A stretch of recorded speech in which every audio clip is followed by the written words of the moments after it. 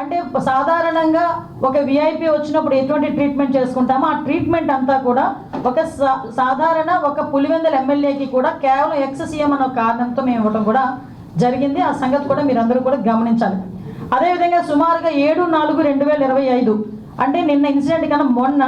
SP గారు చాలా క్లియర్గా కూర్చుని ఒక మీడియా ద్వారా వాళ్ళని పర్సనల్గా కూడా వైసీపీ నాయకుల్ని పిలిపించి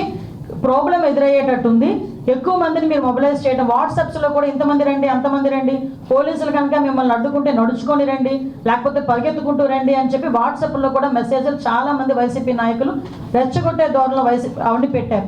అక్కడ మీరు వచ్చేటప్పుడు కూడా ఎక్కువ మందిని మొబిలైజ్ చేయడం కానీ, అదేవిధంగా కొంచెం అక్కడ లా అండ్ ఆర్డర్ సిచ్యువేషన్ని కొంచెం కంట్రోల్ చేయడం కానీ, అక్కడ సెక్యూరిటీ పర్పస్లో కూడా ఎక్కడ కూడా ఇబ్బంది లేకుండా పరిస్థితి చూసుకోవాలి, సెక్యూరిటీ పరంగా మేము చూసుకుంటాం, బ్యారికేడ్స్ అవి కూడా జాగ్రత్తగా చేసుకోవాల్సిన బాధ్యత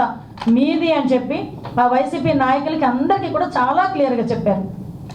ఆఖరికి హెలీప్యాడ్ దగ్గర వేసిన బ్యారికేడ్స్ కూడా చాలా ఎందుకు పనికిరాకుండా ఇలా గట్టి కదిపితే పడిపోయేటట్టుగా ఉన్నాయన్న సంగతి మా డిపార్ట్మెంట్ వాళ్ళు ఎవరైతే అక్కడ